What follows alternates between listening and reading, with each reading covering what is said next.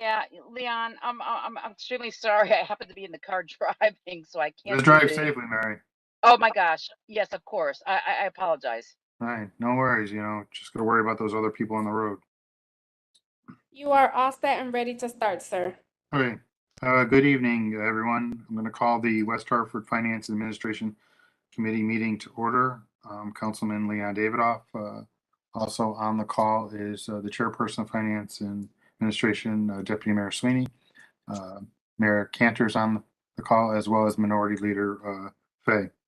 Also present are our Finance Director, Peter Privatera, and our Town Manager, Rick Ledwith. So now that we're called to order, we'll just start on the business items. And the first item is 2A, a resolution appropriating American Rescue Plan Act grant funds. Mr. Ledwith. Thank you, Mr. Chairman. Good evening, councilors. We did talk briefly about this at last month's Finance and Administration meeting, but as a reminder, we do have several pending projects that we've discussed with the council in the past as appropriate projects to utilize American Rescue Plan Act funds to actually fund the projects. This resolution would appropriate $500,000 for wayfinding signage project. Wayfinding signage will encourage connectivity within and to the town's commercial, residential, industrial districts. It will as well direct our residents and visitors to historical landmarks, restaurants, retail centers, our parks, arts and cultural venues, as well as religious institutions. Wayfinding will also improve navigation for all modes of travel, with an emphasis on establishing links to transit forms of transportation, pedestrian walkways, bike lanes. So that's a little background on our wayfinding signage project. In addition to the wayfinding signage project, we're requesting an additional $41,000 for the previously approved mobile command vehicle. You may recall that back in December, the council had appropriated $375,000 of ARPA funds for the purchase of this vehicle, but unfortunately the cost of the vehicle came in $41,000 higher than anticipated. So I'll pause there for a moment, turn to Peter Privatera, Director of Finance, in case I missed anything. Peter? No, you're absolutely correct, Rick. That's exactly what was going on with that. Thank you. Thank you. To you, Mr. Chairman. Okay, does anyone have any questions with respect to those appropriations? And since no one's on camera except for me, just blurt out. Okay, so hearing none, that's fine. So we'll just have that on the agenda. Thank you, sir. Thank you. Mr. Manager, we'll talk now about a resolution appropriating additional funds to purchase police vehicles. Yes, by way of background, Mr. Chairman, we had ordered 5 new 2022 police cars back in October of 2021. At the time, these cars were supposed to have a 40-week lead time, which certainly we've gone by. About 2 weeks ago, we were informed by Ford that there was essentially a material and parts shortage, and that the order was canceled. We were then informed that we had a few days to decide whether we wanted to order those same 5 vehicles as 2023 police cars, unfortunately at an additional cost of $28,498 spread out over all 5 vehicles. So the cost going from 2022 to 2023 was an additional $28,400. If we did not place this order, we would have had to have waited another year to order cars at most likely an even higher price. We would utilize CNRE balance to cover the additional $28,498, but we do feel it's essential that we do order these cars. As we know, our car force is out on the streets 24/7. We're a little bit behind now as it is. So not to place the order for these 5 additional vehicles would would compromise our public safety that we're providing to the community. So we do recommend moving forward with this additional cost for these 5 vehicles. I'll pause there and go back to you, Mr. Chairman, for any questions. Thank you, Mr. Ledwith. Yeah, we're really stuck between a rock and a hard place. Nothing we can do. It seems to be the nature of the economy right now. No, it was a good decision to move forward with an order. It's definitely a depreciable asset that isn't going to gain any value. And you're correct, the prices are just going to continue to rise. We've never seen automobiles go down in price from regardless of pandemic or no pandemic. So I think that was a good call on your part. Any of my colleagues have anything that they'd like to ask about or comment on? Cantor? Mayor Cantor. 0.1 miles. Right. I just want to make sure that, I don't know what that is, but I just want to make sure that people know that this is how it's being funded. So if Peter could explain that it's not coming out of ARPA, just explain the funding. Sure. Thank you, Mayor Carrington. We're using fund balance from our capital non-recurring fund. So right now we have a significant balance in there. 0.1 and miles. we're tapping into that fund, so it will not affect the general fund. This is a capital non-recurring fund. Thank you. Anything further, Mayor Cantor? No, thank you. Ms. Fay, have you reached your destination? It's 0.1 miles. Keep left. And Mary, can you just mute because it's coming through with your direction? Yeah. Hold on. I'm gonna pull over. Hold on. All right. Because I told you to take a right about 5 minutes ago. I could have used your directions a little bit more. Hold on. I'm sorry. I apologize. It's okay. It's the I really 21st do. century. I truly do. I'm usually in my desk, but this time I'm not. I apologize. All right. Any questions about the purchase of the police vehicles?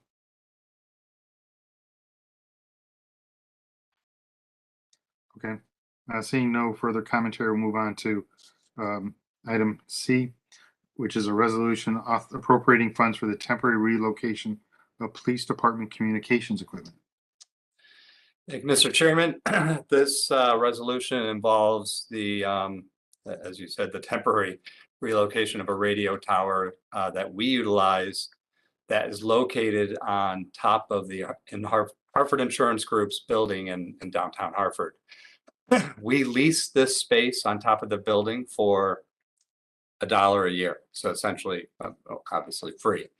We were informed about 5 weeks ago that the Hartford needed to replace their roof, and we would have to temporarily relocate the antenna until the roof was completed and then move the antenna back to its original spot. The cost of this relocation is $101,000, which obviously is a large amount of money. However, I remind folks again that we essentially get the use of this space on an annual basis for free. In addition, we are not charged electricity to use the space on top of the building as well. So it is a cost to us to relocate and while the roof is being completed, but in the long run, it pays for itself by the Hartford allowing the town of West Hartford to utilize the roof for the location of this antenna. So I pause there. I'd turn to Peter real quickly, make sure I didn't miss anything. Back to you, Mr. Chairman, for questions as well. Mr. Privatera? Anything further? Yeah, Pete Privatera, Finance Director. No, Rick, that's exactly what happened. I just want to point out that we're using an expired overpayments account, which we use as basically a deferred revenue account. So this is not going to we're not increasing the general fund per se. We're using money that's set aside for a purpose like this. Thank you. Thank you. Anyone have any questions or comments on this? No, it's pretty straightforward. There's really nothing we can do. If they need to replace the roof, they need to replace the roof, and they can't replace it with our telecommunications equipment sitting on top of it. So unfortunately, it won't be complimentary, but we've had a pretty good deal for many years, and I'm optimistic that we'll still get that same deal once we get to relocate it back on top of the roof when they're done with the repair. So. No, I agree with you, Mr. Chairman. You can't put off repairs forever, and at some point you have to pay the piper. So if that's what we have to do, that's what we have to do. No, thank you, Ms. Finn. Anyone else? Okay.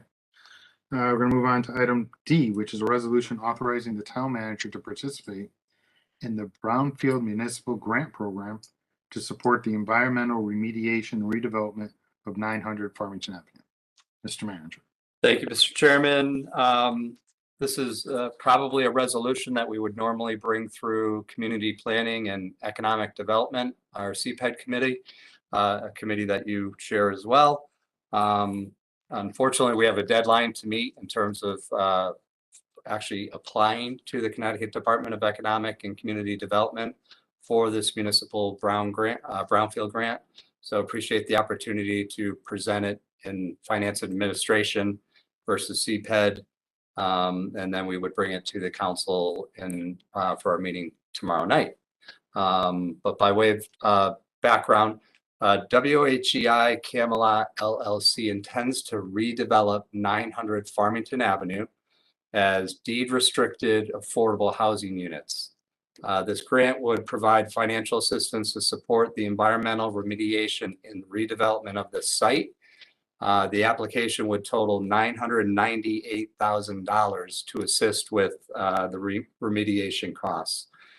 WHI Camelot LLC's development plan would propose 44 units of mixed income housing through the reuse of the current West Hartford Inn, as well as supplemental new construction on this particular site. This project is critical to supporting the diversity of housing stock, specifically in an area of town that is experiencing significant increased market rates and luxury units through recently approved, as well as proposed redevelopments in and around the center. The location is ideal for planned redevelopment given its proximity to the center, Blueback Square.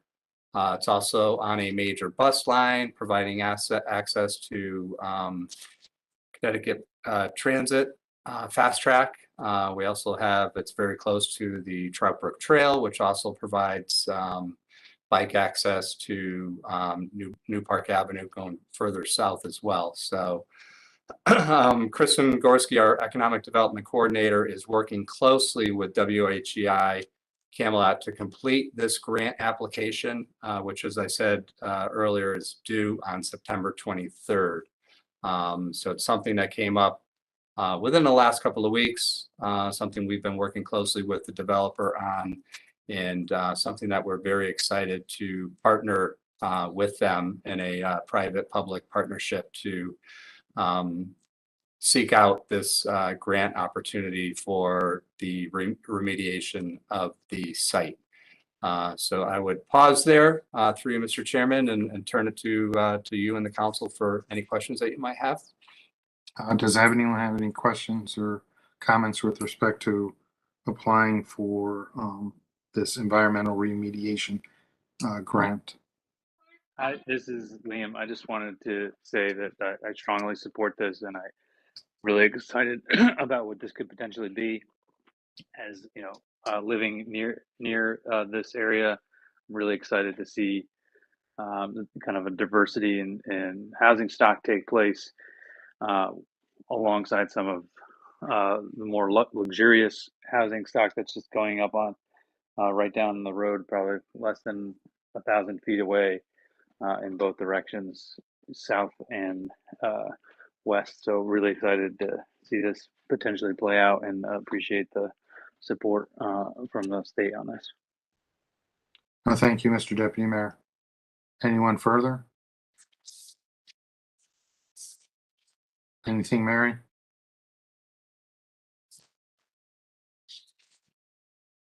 Anything, Mayor No, Cantor? no, no, Dan, I'm good. Thank you so much. Okay. I just think we have to be careful a little bit with some of the development. I was concerned, not necessarily for low income by any means, but just when we put in more dense development, that we make sure that, parking accommodations are managed and handled so that we don't have to go through extraneous measures of either taking up, Blueback Square parking or making other accommodations. I think the future development needs to be right-sized for the parking that we have, or they have to accommodate. So that's my only comment. No, those are very valid points. Thank you for raising them. Appreciate it. Mayor Cantor? Thank you, Mr. Chair. I just wanted to ask about the application is due on the 23rd. Do you have a timeline yet on when we should hear back? So we probably won't hear back until early December with the final award, but we will certainly keep in touch with DECD. As we have in the past, we were awarded this particular grant, as everyone remembers, with the Ashley Furniture site on New Britain Avenue. So we will keep in close contact along the way and ensure that they have everything they need from us to hopefully award us in WHI Camelot with the $998,000 grant, which will be very well received. So, thank you. I get. Thank you. And I just want to echo Deputy Mayor Sweeney's comments that how important this development is. But I also want to make sure that Ms. Fay's points are also heard, and I think they're important points as well. Thank you. Bye. Thank you, Mayor Cantor. I as well agree wholeheartedly with the diversity of housing options that this project would present, and it would be a non-starter if they can't remediate the brownfield there. So hopefully the state will have a wide view here and a big vision for what we're trying to do. And I think if they read our applications carefully, they will note that our community is one of the few communities in the state that is taking affordable housing seriously. And the amount of units in this particular project will be of such significant nature that any of these other projects that other communities put together, where there's maybe 2 or 3 or 4 units per project, would just be dwarfed by how large this project's aiming to go for affordable and workforce housing. So I think if they're successful and this project's able to complete itself, I think that it will prove to be transformative for our community, and it will be legacy forming, and it will also put West Hartford on the map as a community that not only speaks of being inclusive in terms of housing, but takes the actions necessary to accomplish that goal. So that's good. So we'll have that on the agenda. Okay, so those are all the business items. We have 0 communications, and for staff reports, we have a human resources update. Mr. Ledwith. Thank you, Mr. Chairman. Writing that? I can, yeah. Our acting director of human resources is on vacation, leaving for flying out very early tomorrow morning. So I gave her a pass on the meeting. The monthly report was uploaded onto Civic Clerk. I will hit a couple of highlights here, specifically under the recruitment updates. Fire prevention inspector, our new inspector. We've been, as the committee knows, we've been, and the council knows, we've been a little short-staffed in our fire inspection department. So we did hire a new inspector who started actually today.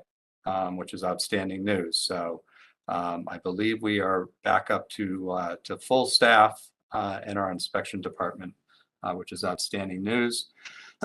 We also held, if you go down a little bit further, you can see our equity coordinator position.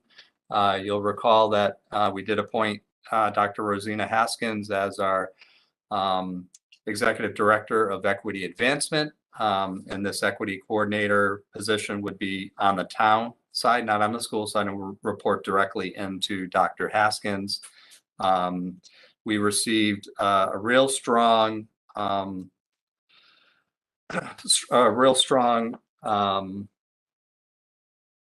large number of very qualified candidates had applied for the position. So a real strong pool, and we interviewed today for that position. The first round of interviews took place today. We interviewed 8 candidates. And we hope to have the second round of interviews taking place the week of the 26th. And the third round would take place shortly after that. So very excited about the potential of naming a town equity coordinator within the next few weeks. The only other thing I would highlight here as well would be we have begun negotiations for a new grounds maintenance contract that is underway. And we will begin negotiating with 5 other units, bargaining units, very shortly as well. So that hits the highlights of the HR report. Mr. Chairman, I'd be happy to answer any questions specific to what I had mentioned or anything else that's highlighted in this report. Thank you. Thank you, Mr. Ledwith. Any of my colleagues have any questions about the human resources update? Hearing none. Thank you, Mr. Ledwith. We knew that you would be able to do that human resources update without missing a beat because of your prior experience, and it definitely showed. So thank you for just the highlights and moving us along. Is there any of my colleagues who wish to suggest any future agenda items? Hearing none, I'll entertain a motion to adjourn. Ms. Fay, Mr. Sweeney, hello. Without objection, Motion Mr. made. Chair. Okay, made and seconded. made. You both can be the makers and the seconders. We stand adjourned. Thank you, everyone, for your time. We'll see you all tomorrow evening at the council meeting. Thank you. Thank you, Good night. everyone. Thank you.